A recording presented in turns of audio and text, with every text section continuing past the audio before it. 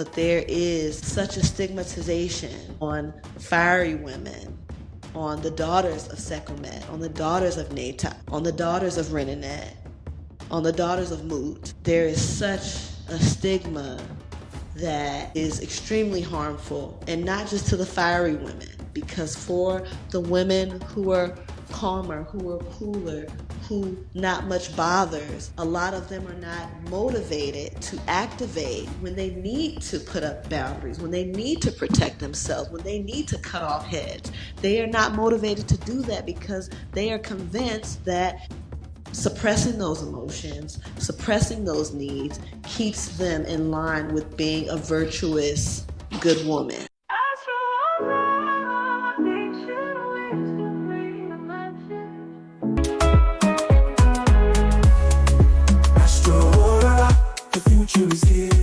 Greetings and welcome to our series on Black Ancestral Femininity. I am Bahsetta, wife, mother, teacher, and priestess of the Rasa Kumti tradition.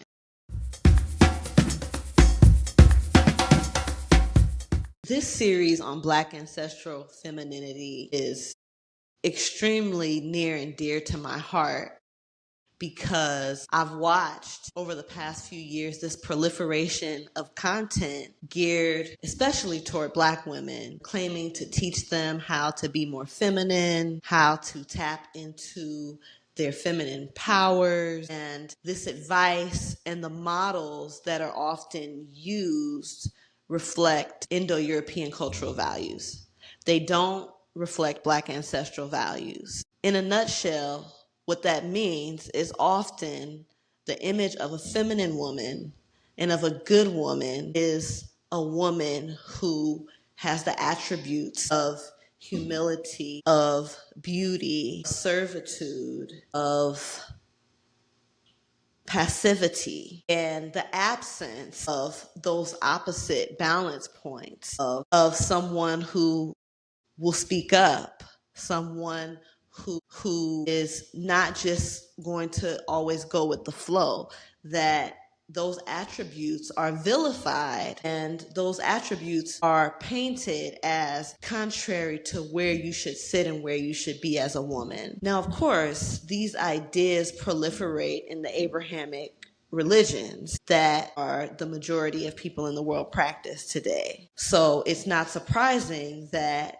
the softness, the gentleness, the nurturing, the caring, that these attributes, which in themselves are not negative attributes, what makes it negative is the absence of those balance points. I'm going into year 8 of my relationship with my husband, and I can say from personal experience that, of course, the care, the gentleness, the flexibility, those are attributes that are extremely important for both partners in a relationship, not just the woman to have this expectation that it is on the woman to always be yielding. And this is not even in consideration, as we're exploring in the series on Kemetic astrology, of the energetic configurations that all people come with. That for some, in some relationships, based on the energies of the two people, it's usually going to be easier for one person to yield, to be a little more yielding,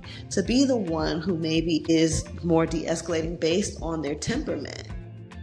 But this responsibility of always being the softening at all times, and that if you are the person who raises an issue, if you are a person who asserts yourself, that strips you of your femininity, and now you're a masculine woman, you're a bad who will have issues finding a partner or keeping a good man, because a good man, of course, wants that desirable woman that is easily manipulated and enjoys her role as a long-suffering woman at times. This image needs to be broken down. And in this series, we will do exactly that. Explore outside of the Abrahamic religions, the traditional African religions, starting from religion itself to understand the place of women in religion.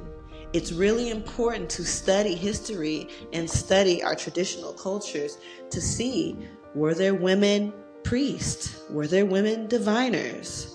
Were there women in leadership positions? And even the roles in society of women, of the roles that they had to play, their status, their political power. All of those things are important to evaluate and look at as a whole to determine where it is we want to land. I know that I am not alone. I know that there are many women who share a sentiment that the way the status quo of behaviors expected of a good woman, of a feminine woman, are extremely imbalanced and many times harmful to Black women. But in seeking solutions, it's extremely important for us to use Sankofa to say, has this always been a problem? Has it always been a problem? The rampant abuse, the rampant neglect of women, the second-class citizenry of women, fighting for a seat at the table, fighting to be recognized with equality in our homes, in our relationships, in our politics, in our economic systems. Has that always been the case? And as we explore 5 great civilizations that all flourished under their traditional religions, we will get to see the answers that no, it has not always been the case that the world was such an unsafe place for women. And many of these traditions that have been labeled as primitive, women had more safety, more protection, more agency than what we do in the so-called modern world in modern times. One major solution that many Black women turn to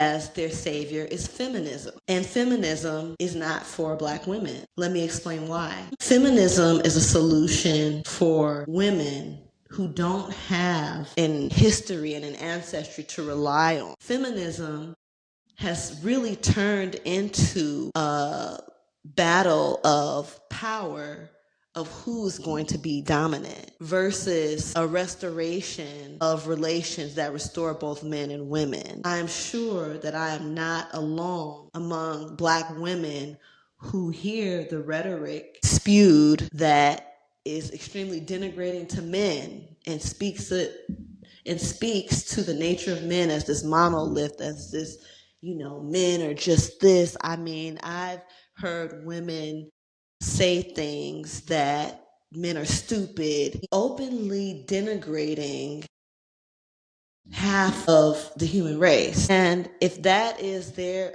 experience and only experience, then let that be for them.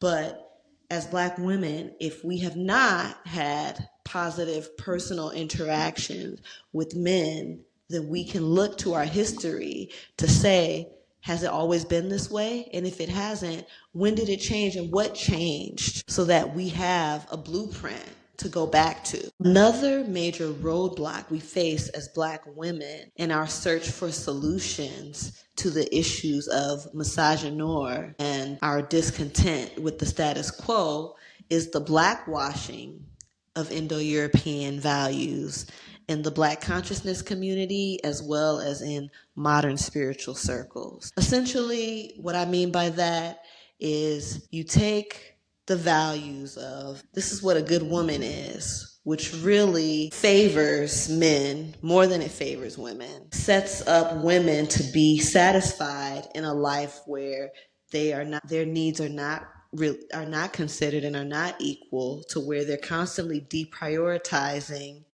their genuine feelings and their genuine needs in order to fit this mold of a good woman. So you come over to some Black consciousness communities and they're essentially saying the same thing. I want a good woman, and that good woman is someone who doesn't talk back, doesn't bite back, is someone who's going to simply, get in line and prepare all of my meals and be a great servant. And essentially, they're just taking the same model.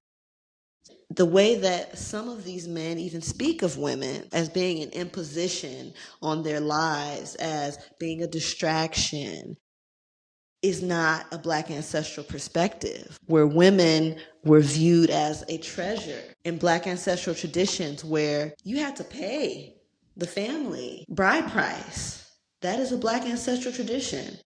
We see in many of the European traditions, the families are paying the husbands to take the burden of their women. That is not the way of Black ancestral traditions. So even though we might have some lighting of incense or dashiki wearing, or, using certain terms, or saying, the love of history and the love of ancestors, if you love your ancestry, then it is your responsibility to really study and learn, well, what is it that they value? What is it that they cherished? Because that is a part of loving ancestors, not just saying, I'm my ancestors' wildest dream. My ancestor. Listen, we don't have carte blanche access to the support and respect of our honored ancestors. We don't.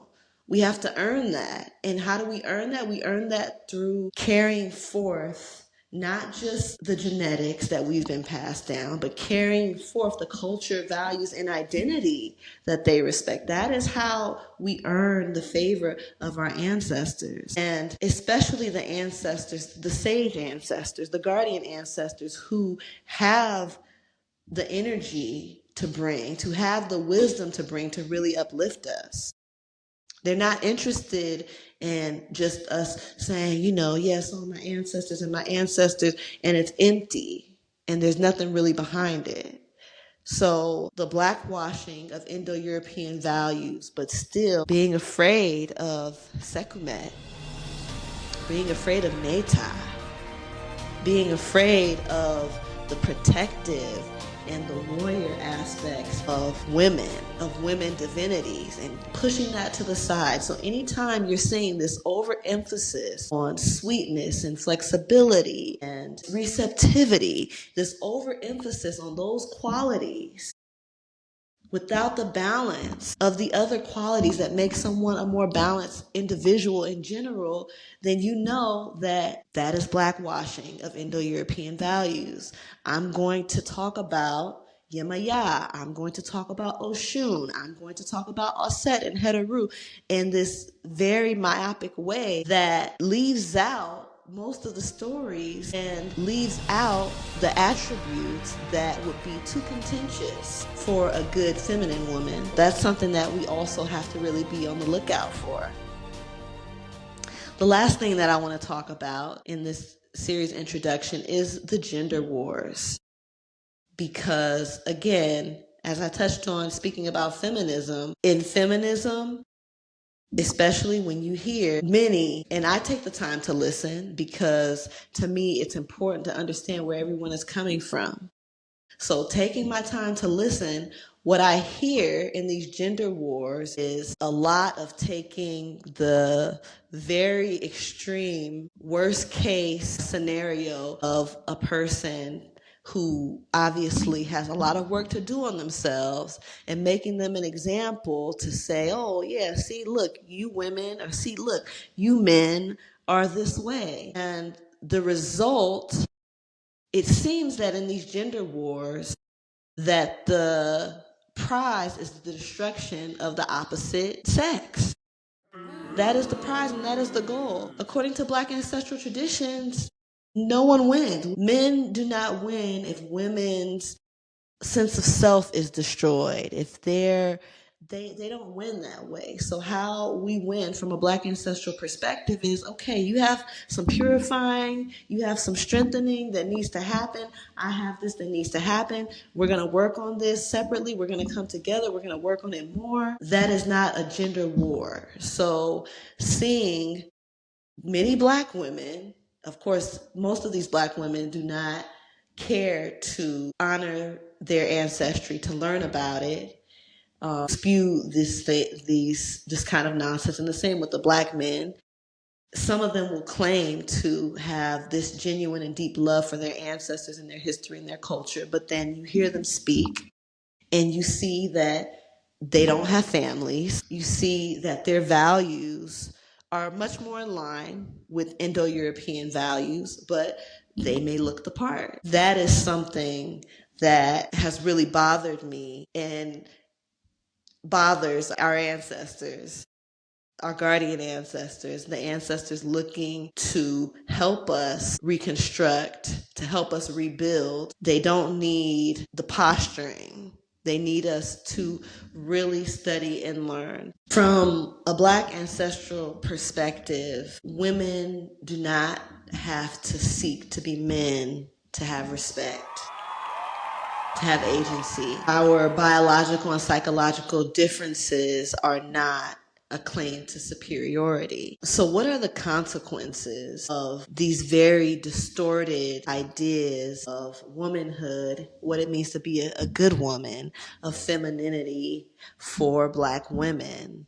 Well, I can speak from personal experience as a Black woman who has the planet Mars, or Yapti, and what you all know as the sign of Leo, that Hakai Ma'ak will be exploring in his series on Kemetic astrology. Tuesday born, as a woman that was described by my mother as coming out of her womb like a ball of fire, and called all kinds of devils and Tasmanian devils as a child, as someone with that martial energy, that I questioned my femininity and my suitableness to be a wife, my suitableness to fit into that mold of what it means to be a good woman for a very long time. And it took me meeting someone who also was working on restoring his identity based on Black ancestral values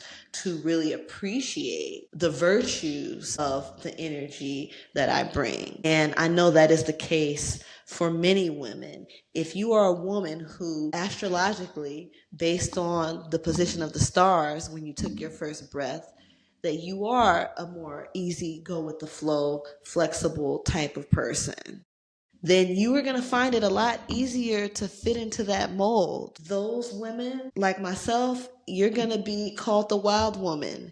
People will tell you, oh, you'll never get a man, da da da da. You'll never, you'll never be acceptable. You're going to have to really tone down. Now, this is not to say that martial energy just needs to just express its raw self, that there is no cultivation necessary. But in a society that tells you that that energy is bad, it's not about teaching you, wow, that's some powerful energy you have there. Let me teach you as a true warrior how to wield your weapons. Let me teach you some gun safety so that you're not out here slicing and dicing where you shouldn't be. That is not the instruction that I received. That is not the instruction that many women receive. And in giving birth to a beautiful daughter who just happens to have a very strong stellium in what you all know as the sign of Aries, I knew that the Akut gave me, the Akut, the ancestors, blessed me with this opportunity to have this little girl who wields all of this energy to teach her discipline, to teach her to direct it. But she will never have to grow up feeling like she is not womanly, that she doesn't fit into what it means to be a woman, because the mold of what it means to be a woman has been perfectly curated for the ease of manipulation of men who really don't like women. To keep it a buck, men who really don't like women have designed a culture that we're all saying is, oh, this is what it really means to be a woman and what it means to be a good woman. So I dedicate this series to my daughter. I dedicate this series to my younger self, who had so much energy and so much to bring that was misinterpreted as me just being an unruly child or a bad child. And I dedicate this series to my mother, who spent her life trying to be a good woman in the context of the Abrahamic faiths, at the same time being ostracized for her courage, for her outspokenness, for the attributes that she was blessed by God with, that could have been a blessing, but that were seen as a threat by men who were also cultivated in a system of that's not what a good woman looks like. You need to know your place. You need to be a good woman. My mother, rest in peace, who was a victim of femicide, who was a victim of certain ideologies of ownership, of the right to dictate things, dealing with the woman, her body, her choices, that ultimately resulted in someone taking these ideologies, albeit in a very extreme way, and taking her life when she chose to no longer be with him.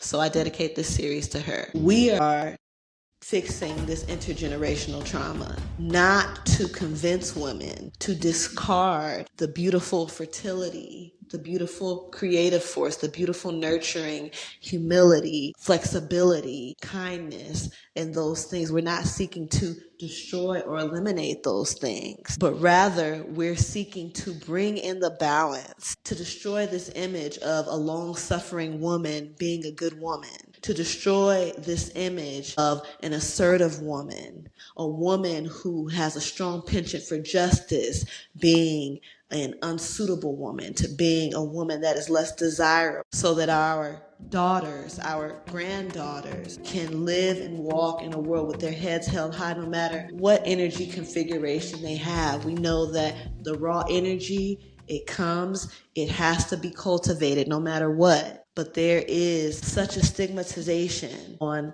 fiery women, on the daughters of Sekhmet, on the daughters of Neta, on the daughters of Renenet, on the daughters of Mut. There is such a stigma that is extremely harmful, and not just to the fiery women, because for the women who are calmer, who are cooler, who not much bothers, a lot of them are not motivated to activate when they need to put up boundaries, when they need to protect themselves, when they need to cut off heads. They are not motivated to do that because they are convinced that suppressing those emotions, suppressing those needs, keeps them in line with being a virtuous, good woman. So what can you expect from this series? We are going to delve in the woman divinities in Black ancestral religions. We are going to take a deep look at the status of women in these great civilizations that flourished under Black ancestral religions, Black ancestral spiritual traditions. We're also going to have a deep exploration into violence against women as it relates to the Abrahamic traditions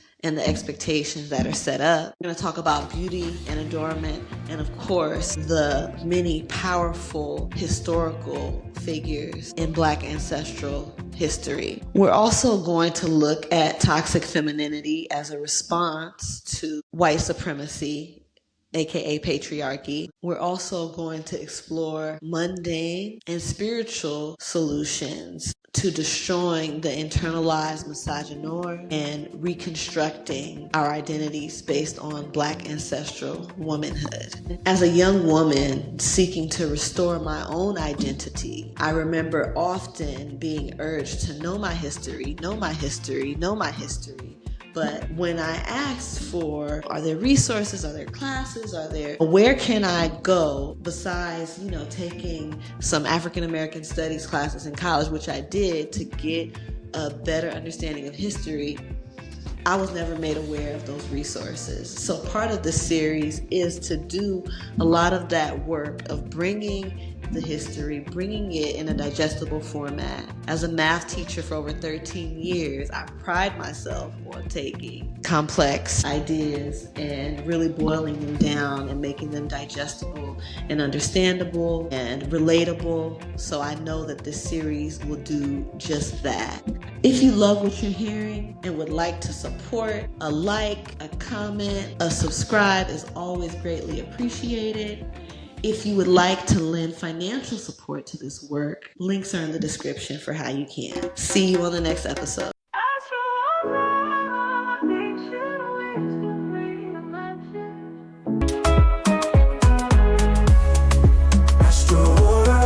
The future is here.